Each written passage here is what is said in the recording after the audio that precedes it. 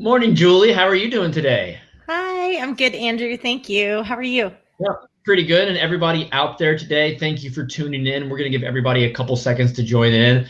I've had so many great conversations with Julie over the past couple years. And Julie, I love talking with you because you can talk into so many different topics in the craft beer space, whether it's marketing, sales, just general, questions and comments about experiences going on in the industry right now. You're always so knowledgeable. And I feel you're one of the most in tune people in the industry Well, that I'm lucky to talk to. So thank today you. is going to be a fun one though, because it's going to be a presentation you haven't really spoke too much before. Is that correct?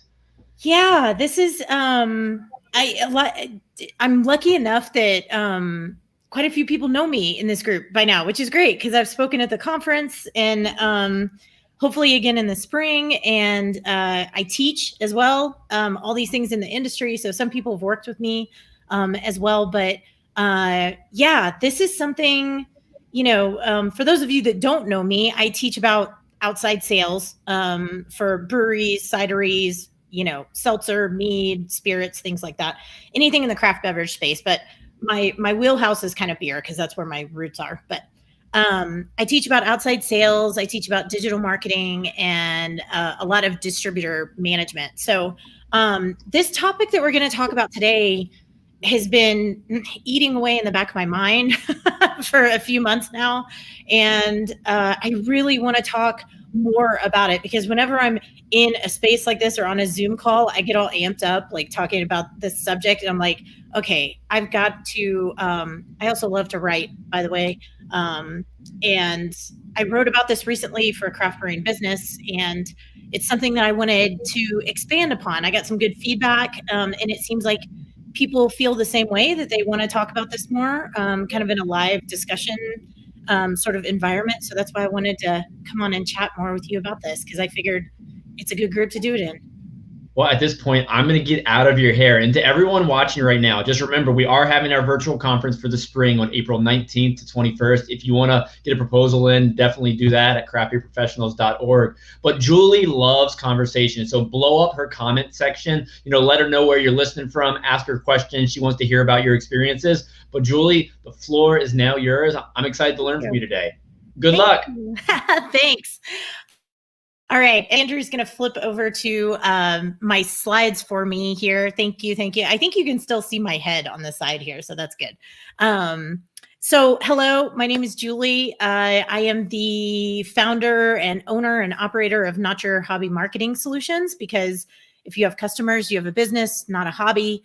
And I believe you should treat it as such, basically. I've been in the beer space, going on 12 years now. And most of those years were spent on the supplier side of sales. I've always been on the business side, not on the production side.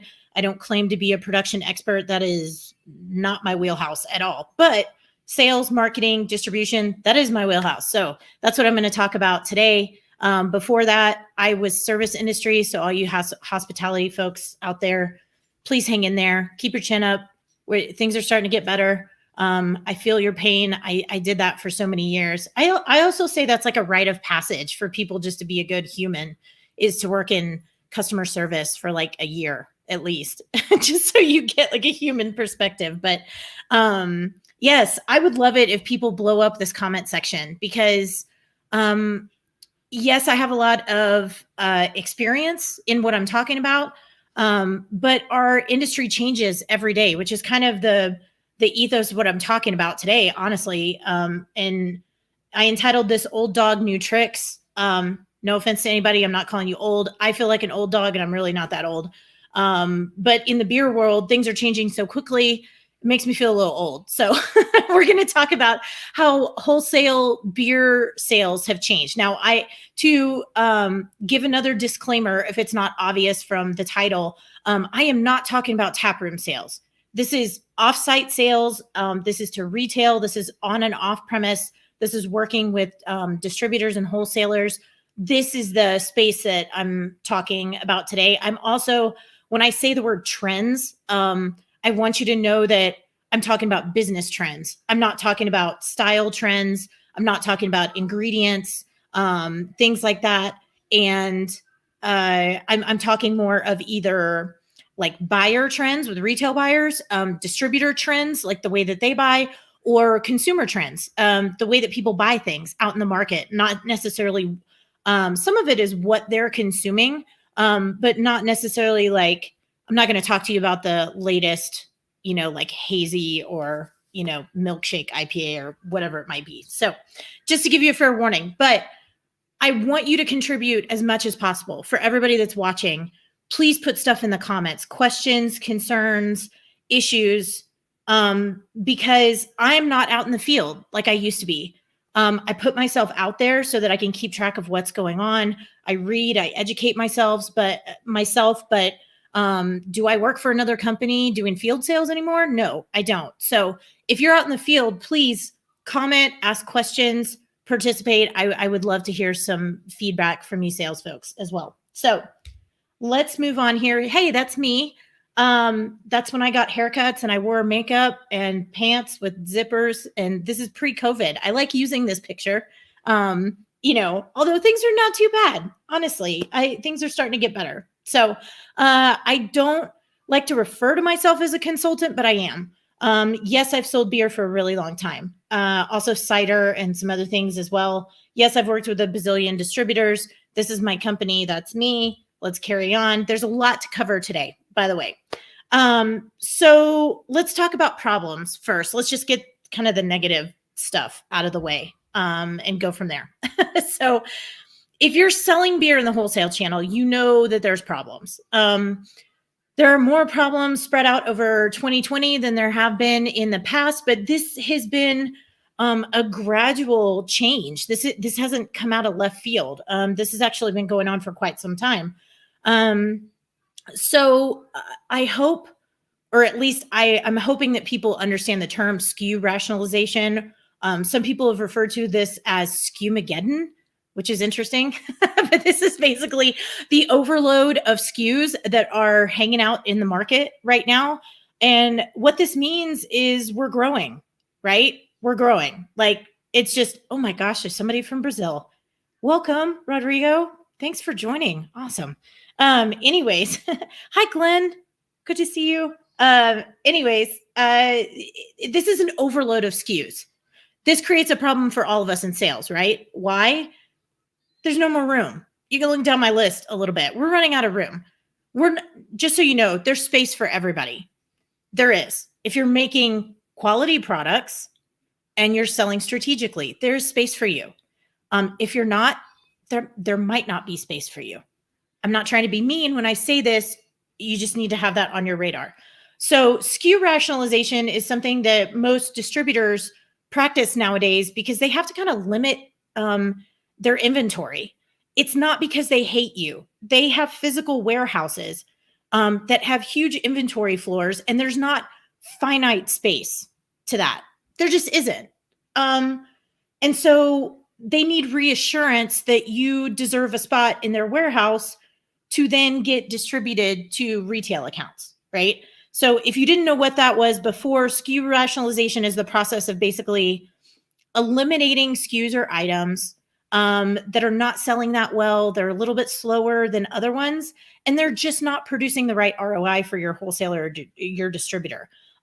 Is this final? Should you take it on the chin and just walk away? No, not necessarily. Looking at some data, things like that, you can push back a little bit. That's fine. But I want you to know that this is taking place. Not every distributor is doing this. Retail buyers do this as well. Something that's slow moving or doesn't have a high rate of sale is probably going to get booted out of the cooler or taken off of eye level space on the shelves, things like that. So just be prepared for that. Squirrel syndrome. This is like, whoop, squirrel, shiny object, right? Like new, limited release, blah, blah, blah, blah, blah. This has been going on for years.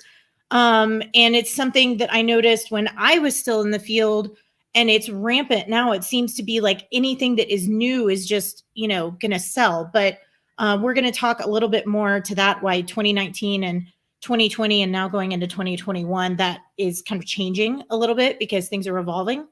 The other thing that we're having to deal with is there's not a lot of space. You can be creative with battling this, but there's so many brands in the market now. There might not be cooler space for everybody. There might not be shelf space for everybody. You just have to work with your buyers a little bit more than you would to figure out creative solutions for that. And it's hard to get buyer meetings, honestly. This kind of goes into the growing pains of our market overall. There are tons of brands, so there's tons of reps. Not all reps get properly changed, or excuse me. I'm going to take a sip of coffee so I can try not to trip over my words here again. Not everyone gets trained when you're a sales rep. I didn't get trained. I got thrown out into the market way back in the day. But was that a good way to learn? Yeah, I made a lot of mistakes and I learned quickly. Is it the right way to learn? Not necessarily. So dealing with inexperienced, like a flood of inexperienced reps has made it kind of difficult for everybody else that does know what they're talking about or is properly trained to meet with buyers, right? Another thing that 2020 has caused is risk aversion. And this goes the whole gamut. This is consumers being risk averse, buyers being risk averse, distributors being risk averse. And that's just because there's so many uncertainties right now. We're going to talk about how to tackle that later. And finally, you've got consumer buying trends. And those have actually changed. There's a little thing called the internet, and people pay attention and get information from there. Everything that your beer business does is basically broadcast online. I know how much everybody loves like Untapped and Yelp. I know you all adore it. It can be helpful in ways, but it's really harsh sometimes. And everything is on display, and that makes it really hard to sell sometimes because there might be factors going on in the background that you don't necessarily know because of some kind of online reputation that you might have, right? And consumers are paying attention. They're very passionate about brands and craft beer in general. I have never seen people that are this passionate about a consumer packaged good. Like people pay attention to buyouts. They pay attention to mergers. It dictates their buying decisions, right? Which is in turn going to affect the buying decisions of your accounts as well as your beer buyers at accounts because they're paying attention to what your consumer is buying, right? And I should have put growing pains at the end, honestly, because there's a lot. I'm going to talk more about this in just a second when I talk about kind of where we're at overall right now. But the reason we're having growing pains is because our market is maturing. In comparison to categories that are kind of similar, like craft spirits or small batch wine or, craft cider, things like, although craft cider is a little bit more younger than, it's a little younger than craft beer is and a bit smaller, but on the rise. But spirits and wine have been around for quite some time. They've already gone through this phase of like influx of brands. We're basically at like the maturity phase of the product life cycle in craft beer. So it kind of looks like a bell curve. You get like startups and then you've got like a growth phase. And we've kind of been at this growth phase from about 2013 until, about the end of 2017, 2018. And then 2019 comes and you kind of see not a dive, but, the growth starts to plateau a little bit.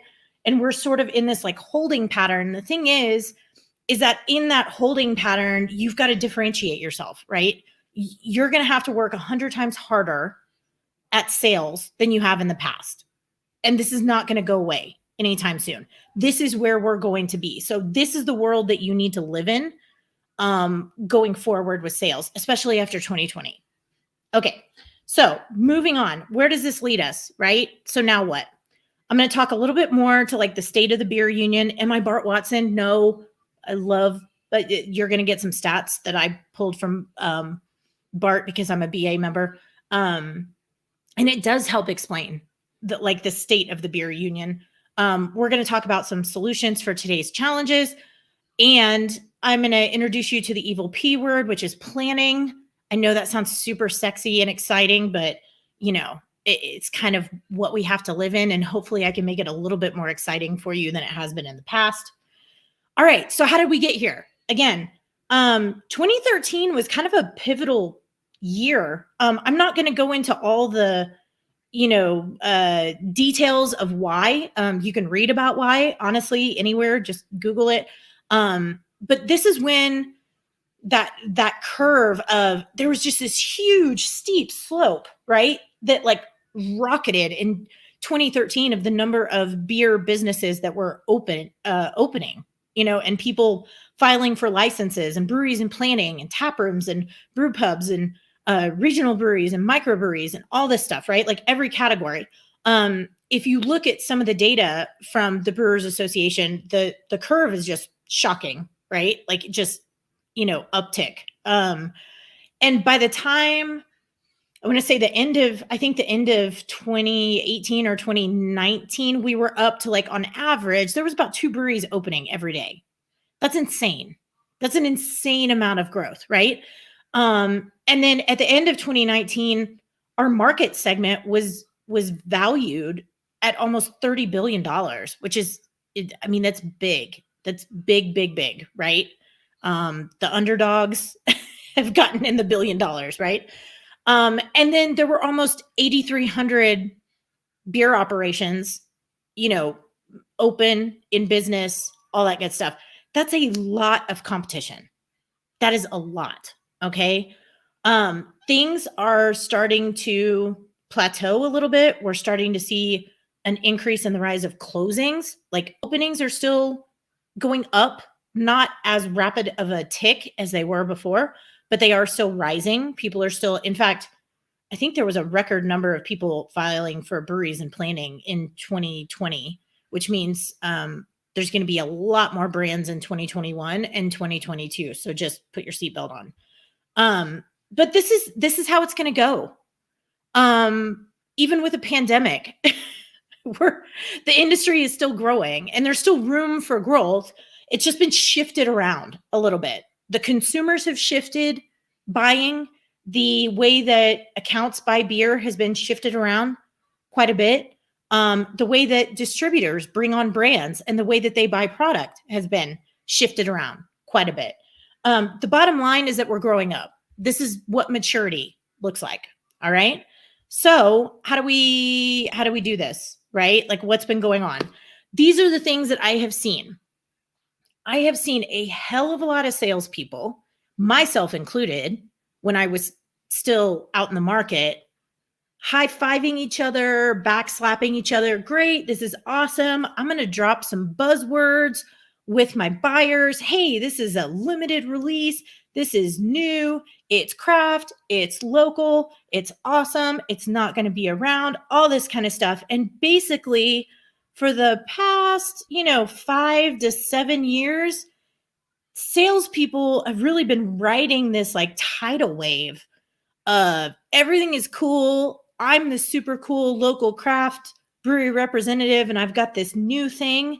And you drop these buzzwords, and the placement is not automatic. You might have to work a little harder for it, but it's not necessarily strategic selling.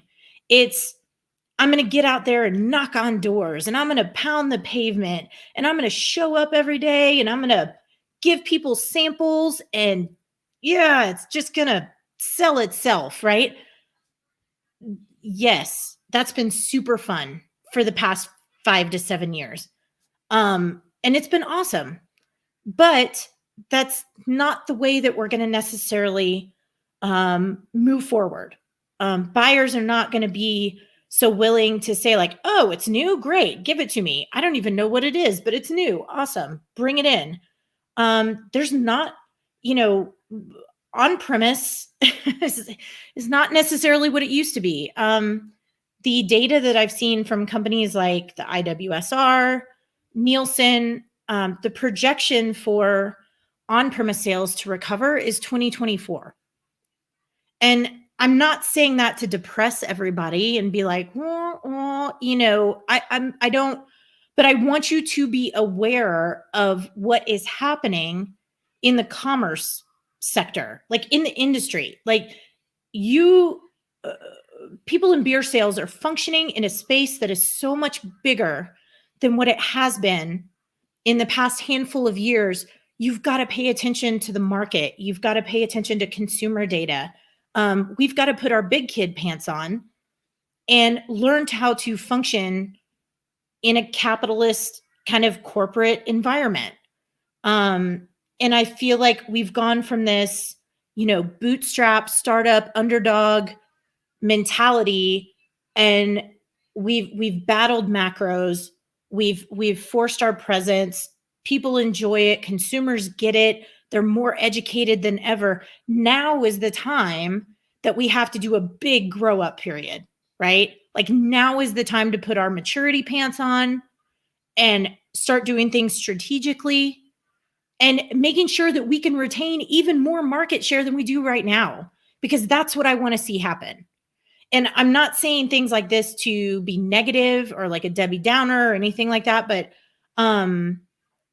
I want to see you win. That's why I'm telling you these things. So please don't take offense to this. I'm not trying to be all negative all the time in this talk, but I want you to know what's going on so that you're aware of the challenges and you aren't blindsided by them, so that you can continue to grow and continue to succeed in the market in the scrappy way that all of us have succeeded in this segment, going against big, huge corporate entities, right? So that's kind of my, I kind of went off tangent there, but Andrew knows I get excited about talking about this kind of stuff. So that's where I'm coming from with this. All right. So another factor that we've been enjoying is that if you got a placement somewhere, and say you got a placement at a liquor store, you would probably get like your cans maybe in like the single serve cooler, and then you get like a 4-pack on the warm shelf, and then maybe you have like a display or something, or like a case stack somewhere out on the floor. No, that's not going to happen anymore. If you have that, awesome, nurture it, take advantage of it, love that account. That's your ride or die. Don't waste the opportunity, because those opportunities are sliding out the door very quickly. It is not uncommon to have a placement into an on or off-premise account and you only have one SKU, or you only have an item with one size. You don't get two sizes like you used to. There were some stores that I used to sell in a long time ago that I would have one item, like one flavor variety, right? And I would have it in 2 different sizes, and it would be in 2 different locations in the store. And it was awesome. And then, 2015 came around and it was like, nope, that's not going to happen, just because there's so many brands, right? So another thing is distribution. The brands that I used to represent, I used to get wooed by my distributors. It used to be this like awesome, like dog and pony show. We would get invited to the warehouse. We would get like tours and all kinds of stuff. No offense to the distributors out there. That just doesn't happen anymore. There's too many brands. There's too many suppliers. If you are getting courted like that, awesome. Again, soak it in and take advantage of it, because it doesn't happen very often anymore. And I'm not trying to downplay or talk bad about distributors. It's just, like I said before, there's not finite space in distribution warehouses. They can only take certain brands. And if your business is distribution and it's based on the rate of sale of the brands that are coming out of your warehouse, you've got to think about the ROI of all of that, right? Like, what are you getting in return? So why would you want to keep brands in there that are moving slow, have quality problems, things like that? So those are things that you have to think about today. Gosh, I miss beer dinners. I don't know if anybody else does. I really miss beer dinners really bad. That's one thing about the pandemic. Like, some stuff I can just adapt to. I really miss beer dinners. People are so non-committal these days, and then that was back when pint nights were new and tap takeovers were new, and you could give people brewery swag and it was like an instant sale. That's really not the case anymore. We're going to have to get away from that.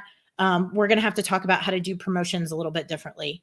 And here is a take of kind of where we are right now, right? Openings have started to plateau. Brand competition is super duper fierce, right? People are basically knifing each other in the back for tap placements. It's really awful. It's like a soap opera out there. I've heard some really bad horror stories about what people do to cannibalize taps, take taps over, stuff that there's a lot of illegal stuff. I'm not, I don't really want to talk about that. I don't think that's great business practice. But there is a fight for tap handle space, because on-premise is kind of a unicorn at this point. And if you can get a permanent tap placement, it's really hard to do at this point. You're not alone if you're feeling that it's uber competitive. And rotators are kind of a thing. There's a lot of people that are doing, like, hey, one and done, we're going to move on to the next thing. So that shouldn't be surprising as well. Like I said, single SKU placements are super common. Consumers and buyers are more educated than before. They pay attention to what you're doing. There's resources out there that are very craft beer specific, and they're very aware of what's going on. So I'm going to get kind of sales nerdy here, but when you're in marketing and sales, when you're thinking about who you're actually speaking to, like who you're marketing or who you're selling to, there's a thing called awareness level that you have to know about your target audience, right? Like your perfect customer, whether that's a buyer, end consumer, distributor, whoever it is. And one of the keys to success is that you have to know their awareness level. Are they totally unaware of your brand? Are they problem aware? Like, oh, I need a craft beer that's local to Broomfield, Colorado, which is where I live. That's a problem if they don't have one. Are they solution aware, which is I know of a brewery in Broomfield, Colorado, but I don't know which one I want. And then there's totally brand aware. And that's where you're trying to get to, right? Eventually, whoever the customer is, you're trying to get to a point where they're brand aware of your products and they know that it meets the needs for their business and they're more apt to buy it. That's my short version there of sales and marketing education. But technology makes everything very transparent. And yeah, there's a little thing called COVID and the health crisis that we're dealing with that has totally rocked the industry. So things are definitely different and the climate is definitely different. So let's talk about the fun stuff, right? Let's talk about solutions. First things first, recognize that things are different. Okay. Our industry is different. The US, the world is totally different. And I spoke to Andrew about this, I think a couple of days ago. I feel like, not to get super political, cultural, whatever you want to call it, you don't live under a rock. Things are different right now in the world. Socioeconomic, social justice, commerce, everything is different. We are at a very pivotal tipping point in general. And this affects business, which in turn affects beer. All right. That's just the way it is. Right. So having this show up, you've got to acknowledge that, right? Like you might not sell beer to somebody who looks like you. They might not be willing to talk to someone that looks like you, right? Like these are new challenges that we're going through. You might come in as a salesperson with a mask on. That buyer might not agree with that. And you have to deal with that kind of like triage, right? It happens in the tap rooms too. Whatever side you're on, people are kind of at odds right now, and it affects the way that we do business. So just being hyper aware of that and knowing that not only are we at a maturity point for the craft beer industry overall, and that affects the way things are bought and sold, but culturally, our cultural climate is shifting as well. And people's norms are shifting and their habits and things like that. And it does affect the way that they spend money. So put that on your radar, right? Maturity also leads to specialization. Seltzer, RTD, variants, all that kind of stuff, right? Cannabis, things like that. We've got to look, there are going to be more substitutions for craft beer than there have ever before, right? So those need to be on your radar because that's competition for you, right? The more you know about your competition, the more you're armed to handle modern day sales, right? And I can tell you this much, that old saying, it's really harsh, evolve or die, it's really true. You need to make at least some small changes to know how you need to change your sales tactics, your planning tactics, your strategic goals, your business goals overall. These are things that need to be on your radar so that you don't fall behind your competition, because the competitors that you have that are paying attention to the maturity and the growth and the specialization of this industry are going to be so far ahead of you that it's going to be really hard for you to catch up.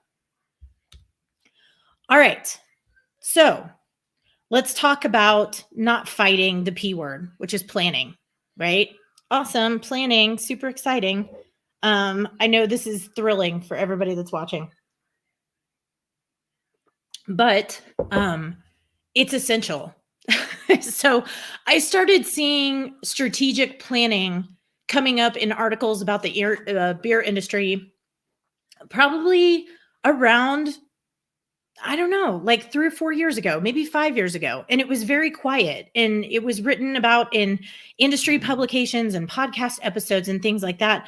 And I always thought, why are people not talking about strategic planning more often? Because you know what? Strategic planning doesn't cost you anything. It costs you nothing except for maybe a pencil and a notebook, maybe a Google Doc, a little bit of research in the interwebs, maybe a few books. I don't know. It doesn't cost you anything to do strategic planning. So I want to grind that into your heads. Like, you can do this. We can do this. COVID sucks. Yes. Are we up against the big guys? Yes. Doesn't matter, right? Yeah, it's going to be hard. It's not going to be easy street, right? But we can totally do this. This is how we are going to do this, okay? Strategic sales plans. Spray and pray should not be your sales plan for the market. I'm going to pound the pavement. I'm going to knock on doors. I'm going to show up every day to my key accounts. No, you can't. There's a health crisis. This has totally changed the way that we have sold beer, right? Not only was it hard before because of all the competition, I remember going into some accounts and I would have to wait in line behind 3 or 4 other brewery sales reps just to get a chance to talk to the manager. That sucks. That's awful. That's very disenchanting, right? You have to find another way to do this, right? Alternative forms of communication, making appointments, getting private FaceTime, right? And I'm talking about at all levels, account level with buyers and FaceTime with your distributors and your wholesalers, right? These need to be on your plans. All right. Your recurring presence at an account does not equal placements. It doesn't. I talk to reps all the time. They're like, I go into this place every day and I don't know why, I'm not getting the placement. I show up there every week. You could be talking about the weather or dogs. Just because you show up in a place doesn't mean that somebody's going to buy from you. Does it establish a relationship? Sure. Is it a business relationship or is it a cool kids club relationship? Like, that's what you have to ask yourself. What kind of relationships are you forming in the market? Are they business relationships? Can you have personal and business with a buyer? Yes. I'm still friends with a ton of buyers that I had in the market. They know my children. They send me holiday cards. Yes, you can have business and personal at the same time, but you don't need to have surface level artificial relationships where you come in and shoot the shit with somebody and you don't get anything accomplished sales wise, because it's just not going to work. That's not what you're there to do. All right. And throwing samples at a buyer doesn't guarantee a placement. I've also talked to a lot of reps that said, but I dropped off like 1 million samples and 1 million sales sheets. And, I've taken this distributor rep out to lunch all the time and I've bought them beers and I've given them swag and all this kind of stuff. No, you've got to sell your benefits of your products for that person's business model, whether it's distribution or whether it's a retail buyer in the wholesale channel. That's what you're there to do, right? You're not there to up your social status or to check in 1 million times with somebody on Facebook or Untapped or to say that you were in someplace. You're there to connect with your target customer and provide solutions to the problems that they have in their business model so that you can sell more product together because it makes sense, right? And then you're not pitching. You're not like hurling your whole portfolio at somebody where it doesn't make sense. That target customer has to also make sense for your brand. All right. Your your distribution plans also need to be strategic as well. You don't need to get into every single market. This whole adage of like dominating your backyard before going other places, that still holds true. It does. You know why? It's called brand awareness. If you want to sell somewhere else, you got to establish yourself first. You have to walk before you run, right? And it's very true. If you have a strong presence in your home market, that means there's a lot of people out there with brand awareness of your brand, right? Which means you're going to get some pull through the market. And when you can confidently talk to a wholesaler or a distributor or an account level buyer and say, yeah, we've got a lot of brand awareness. Look at this social proof. Here it is. We're doing really well. That's a guaranteed like insurance policy for them for rate of sale. And they know there's going to be some pull behind it instead of getting left with a bunch of shelf turds, which is what you don't want to have, you know? Is it smart to expand? You need to evaluate that. You need to look inward before you look outward, right? Can you take the hit on the margins? Can you keep up with production? Do you know what this actually means? Can you handle the logistics? So on and so forth. If you're wondering about this, I've mentioned it before. Laura Lodge, who's in this group, wrote a wonderful book. It's on Amazon. It's called Distribution Insight for the Craft Brewer. Just read it. It's going to answer a lot of questions that I see pop up in this group all the time. All right. Your sales plans need to be specific with the old-fashioned system of SMART goals. Don't laugh at me. This is not just for corporate people. What does SMART stand for? It's an acronym. Specific, measurable, attainable, relevant, and timely. You need to have specific sales goals for your upcoming year. They need to be measurable in some way, shape, or form, like volume, points of distribution, number of displays, you know, all that kind of stuff, right? They need to be attainable. Don't set a sales goal that's outside of the parameters of your production capacity because it won't work. You need to make sure they're relevant. Is it relevant to what's going on? Relevant to say like, oh, okay, my on-premise sales and off-premise sales, we're at 50-50 and like round it, and I'm just making this up. Say they're 50-50 in 2018. Now we're looking at 2021. If they've gone from 50-50 to 80-20, you wouldn't make specific sales goals to focus on-premise like 90% of the time if they're only producing 20% of your sales. Hopefully that makes sense. And timely, give yourself a deadline. You're not going to accomplish anything unless you have a deadline. That's just the way it is, right? And you need to make sure you're giving yourself not only results goals, but activity goals. So results would be like, we're going to sell this much volume. We're going to have this many points of distribution. Activity goals are more like, I'm going to do this many promotions. I'm going to set up this many displays. I'm going to talk to this many buyers in 1 week. I'm going to do more staff trainings this year. Stuff like that. Because sales are not just numbers. It's relationships and it's activities and it's brand support as well. You need to have a clear market focus of how you're going to attack the market. What are we going to focus on? On-premise, off-premise, classes of trade, restaurants, bars, liquor stores, you know, all that stuff. You need to have target lists.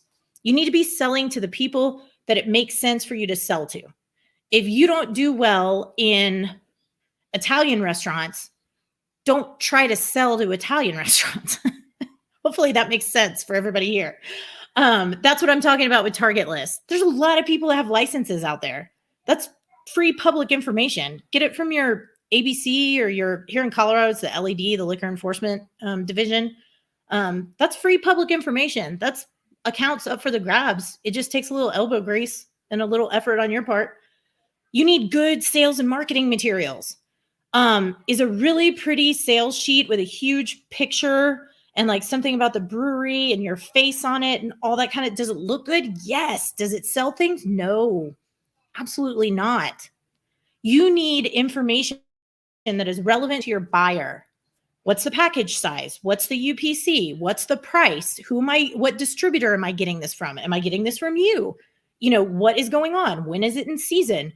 Do you have a release calendar? Things like that. Those are things that have relevant information on it that is meant for your target audience. And the same thing for your distributor. You can do that at that level too. Like, do you have your pricing in order for them? Do you have sales materials for their sales teams, right? Things for them to use. You have digital assets for accounts and distributors to use. All that good stuff. Continuing education. Educate yourself about stuff besides beer. Do you need to have beer knowledge? Yes. Do you need to know your products and your pricing? Yes, you do. Do you need to know what's going on in the overall market? Absolutely. Know scan data, read industry publications. If people want resources, just tell me in the chat and I'll mention some at the end, the ones that I've used for years that are really handy.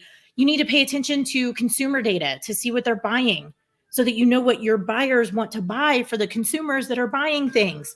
This is called organizational selling, right? Organizational buying, which is on my list here. That means you're selling to 2 different customers at the same time, sometimes 3. If you're working with a wholesaler, you're selling to your wholesaler, you're selling to retail accounts, and you're selling to end consumers.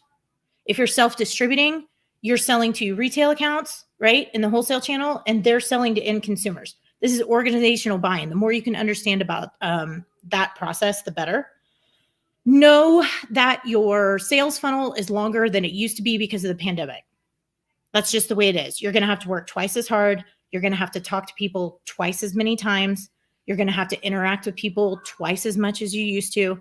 And you're going to have to hustle twice as hard as you used to. Sales are tough right now. Salespeople out there, I feel you. Trust me. I know what you're going through. This is really hard. It's really hard. You're doing a good job. Keep your chin up. Okay. This is the hardest thing I've ever seen in sales in my entire life in this industry. And I've been in this industry for a long time. All right. Measurement. Oops, I skipped over measurement. You need to be tracking stuff so that you can utilize your data. You need something besides Xero and QuickBooks. Okay. You need a CRM to track sales activities. It's a customer relationship management software tool. All right. And you need some kind of system, internal or external, like VIP, iDig, Encompass. Some people use LilyPad for data and CRM. You need a system like that so that you can consistently measure your progress, because you're not going to go anywhere or change anything if you don't measure it. All right. I talked to you about organizational buying. Have a purpose. Know what you're doing. Don't just do the drive-by. It's not going to work. All right. It is not going to work. You've got to have intentional buyer meetings. You've got to have intentional sales calls, intentional staff trainings, intentional marketing, intentional materials that are sales driven. All right.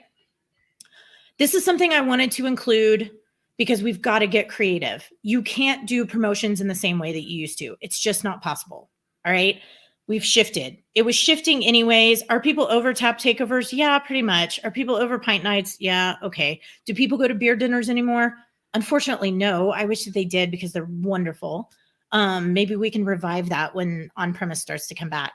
But just know that you're going to have to get creative with your promotions. And that is, I can't explain all the ways to do that because we don't have enough time today, and it depends on where you're selling beer, the market. So I can give you some tips.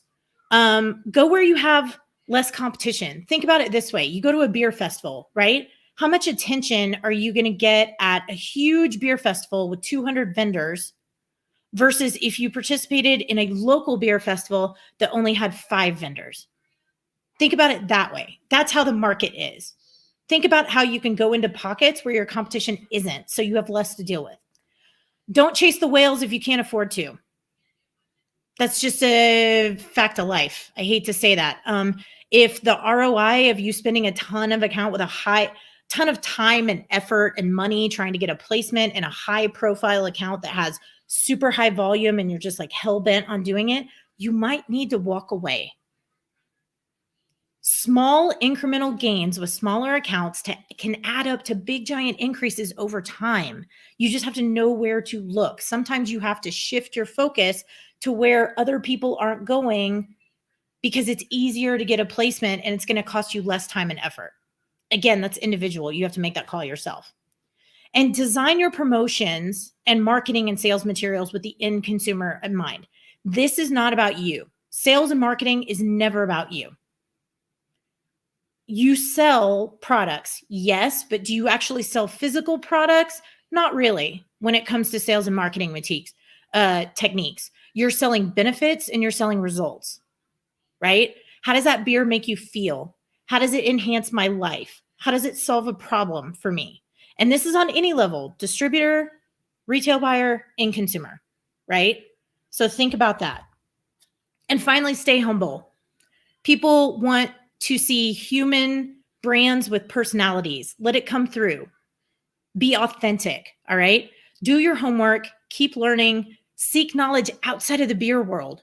Read some wine books, wine business books, read some spirits business books, I've got so many business books back here. It's ridiculous. Go outside of your beer spectrum and get education from other areas, entrepreneurial stuff, things like that. If people want books, just let me know. Learn how to sell with empathy and authority. Empathy, put yourself in your buyer's shoes, put yourself in your consumer's shoes, right? Think about things. Again, it's not about you, it's about them. And then making sure that you have the chops to talk about it. Know what you're talking about. Don't fake it till you make it. Educate yourself before you start a conversation with somebody. And yes, this is still a relationship game. If you build strong long-term relationships with ideal customers, it can weather any storm. Trust me, it's a beautiful thing. All right, so that's it. I'm going to take questions now because I'm hoping that people have questions. I'm hoping that there's a lot of, I don't know. Andrew, you might want to, I don't know if you're seeing anything on YouTube or anything like that. I can see the comments, but I'm going to start taking questions. While I'm waiting for stuff to pop up, I'm going to talk about me for a second.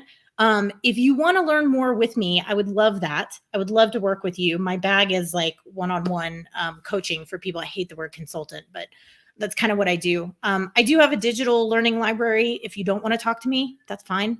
I have online courses. I do workshops for sales teams. I've been doing them virtually, so we can do it on Zoom. Hopefully, I'll be able to do it in person again pretty soon, but that is something that I do. I do a lot of one-on-one coaching with people at every level. Don't think that it's not affordable. It can be. And something I started this year, which is kind of cool, is that I have a mastermind group for people in the business side of the craft beverage industry. So it's $30 a month, a very small cost for what we're doing. There's a 12-month rolling syllabus. We're covering everything from social media advertising to prospecting during COVID to distributor planning, selling to national accounts, like stuff like that. We have a different topic every month, and we have a small little group, and it's a safe place off of social media where you can share stories and learn from each other. It's a cool thing. Just head to my website. You can learn about all this. Follow me on social media if you want to. And I email people a lot. I love writing. So if you want to sign up for my email list, that'd be awesome. Also, if you are thinking about working with me in any way, please mention Craft Beer Professionals, because I'm going to give you 10% off anything. And that includes coaching.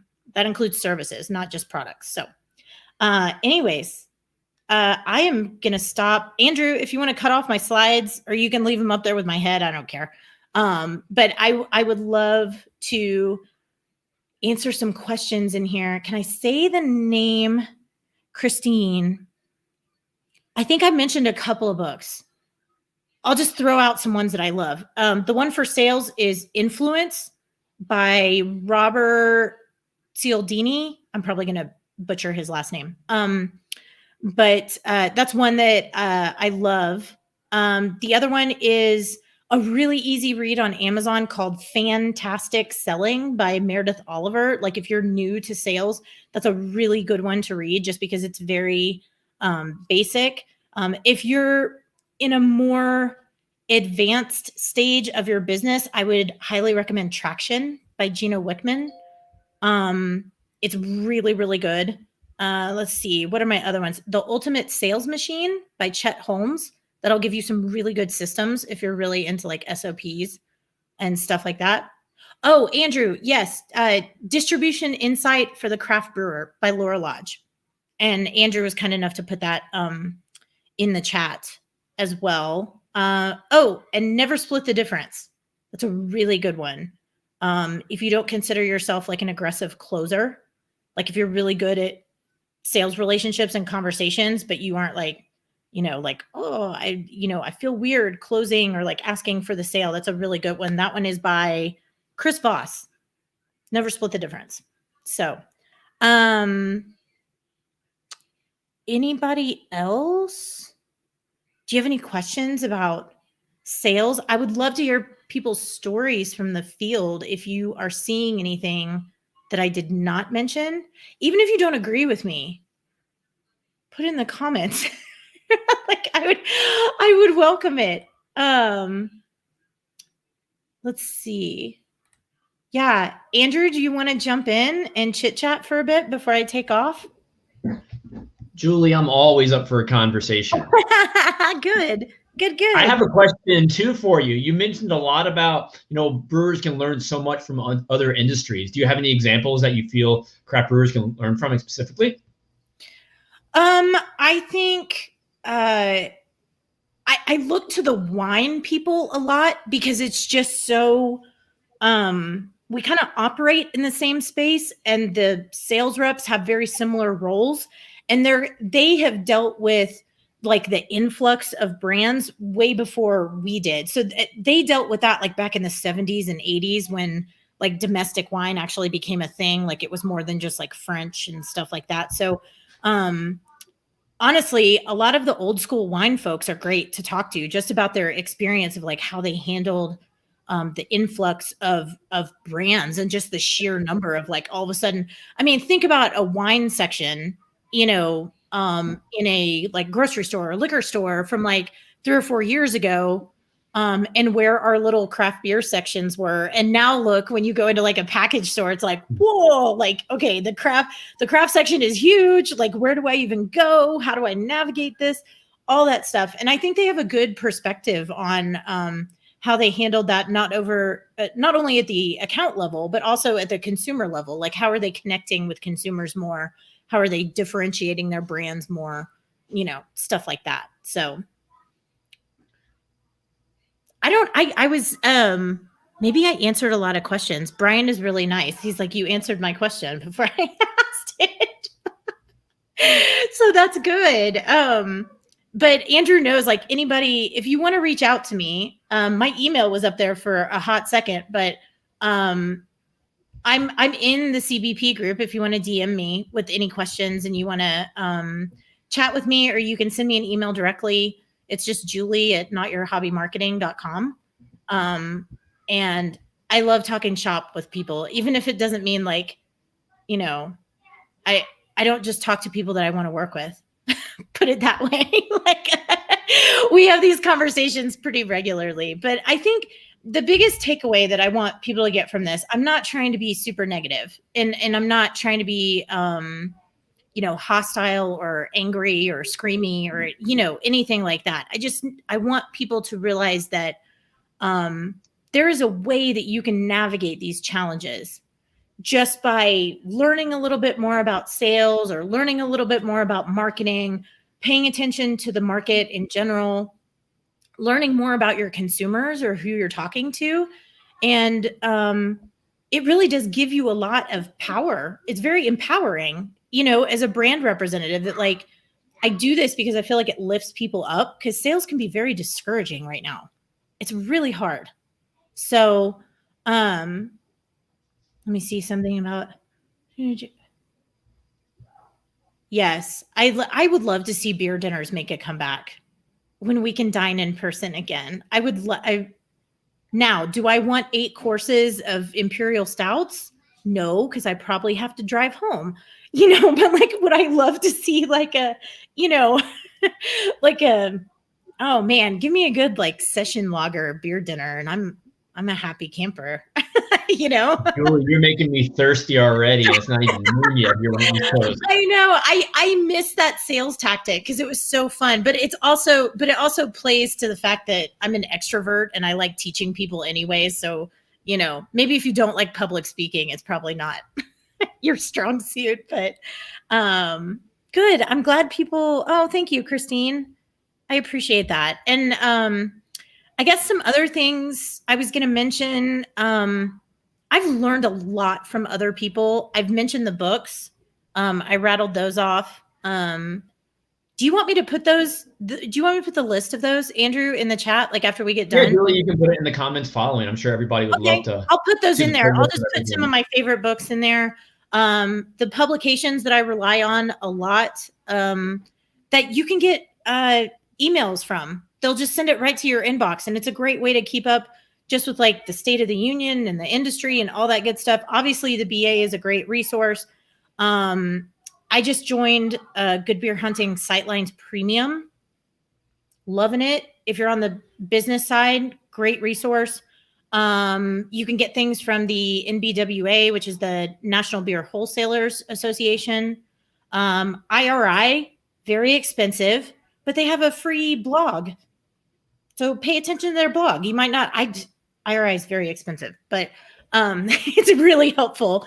Nielsen CGA has a blog newsletter, the IWSR, which is the International Wine and Spirits Record. Yes, they report on beer, not just wine and spirits. That's kind of misleading. Brewbound is another one. The Brewer Magazine online. I think I said Craft Brewing Business already, but that's another one. If you like podcasts, I can't say enough good things about the Salesman podcast. It's a British guy, which you think, oh, Nick was on here. Shout out to Nick. I don't know if you listened to that. But I really like the way that he tackles sales. And it's in like, you can get some episodes that are just like 20 minutes at a time. It's great, like short sales advice. And then there's another kind of off the cuff crazy guy. I think it's called The Truth About Sales, The Hard Truth About Sales and Selling. He's very, just take him with a grain of salt, but he's got some good nuggets in there for sales. But yeah, I think did I miss any questions? I don't think I missed anything. And look at that. I think you hit the comments really well. I'm going to give you one last final one. You've talked so much about what the salespeople should do in the new state of the world. Do you have any like final takeaways, like those 3 tips, whether they can hire an outside firm like yourself or just they're working internally as a team? Do you have any just 3 suggestions of things they should be paying attention to these days, just to keep in their mind at all times? Yeah, I would say just keep telling yourself it's not about you. First of all, it's not about you. It's not about your commission. It's not about what you want to pitch. It's not about what you want to drink. It's always about the consumer, or the customer, whoever you're talking to, right? Distributor, account buyer, and consumer, right? The next thing is just keep learning. Keep learning. Like you said, either work with somebody like me. If you never got training, ask your ownership or manager if you can get some formal training. Sales tips are always great. If you can't afford that, maybe try to find a mentor. I mentored a lot of sales reps before I did this as like a company, right? Like just friends and colleagues that like, I didn't realize that I had weird like tidbits of information that other people didn't know until I started mentoring other people. And then finally, measure everything. If you want things to change, you've got to measure it. It's the same in the brew house, right? If you want to expand, if you want to sell more, you've got to look at your barrelage and your cost of goods and all that kind of stuff. You have to do the same thing with the business side of things, like sales, marketing, distribution, things like that. So get some infrastructure in place, get some systems in place, and start measuring your progress so that you can change for the positive. I love it. That's it. Always good advice, Julie. Yeah. This has been awesome. Thank you. I know that, sometimes it's more interesting to learn about like yeast and like malt varieties and things like that. But I would like people to, it's kind of like finance, like just dip your toes in it. It can be a good thing. Julie, thank you for the segue. Next Tuesday, same time, 11 a.m., we're going to have a panel on finance for non-financial people. So that was a really great lead-in, because I think these conversations are really important. While beer is the anchor of the industry, sometimes we got to dive into the more businessy, less sexy topics sometimes, but I think they make the industry go around when we put them all together. Yes. And stick around for Tara, who I think is tomorrow. Yeah, tomorrow at 4 p.m. Eastern, Tara Nurin, beer journalist. We're going to be doing a deep dive into how she became the person she is today. So that's going to be a really fun conversation to dive into. We all know her as a fantastic beer writer, but how did she become that person? We're going to learn. We're going to learn together. I know. I always enjoy hearing stories from Tara, and I'm looking forward to her book, which is coming out sometime this year. And I will be there. So thank you again for this opportunity. Thank you to everybody that hung out and watched. I appreciate it. And yeah, get a hold of me anytime. Cool. We'll see you soon. Bye, everybody. Thanks.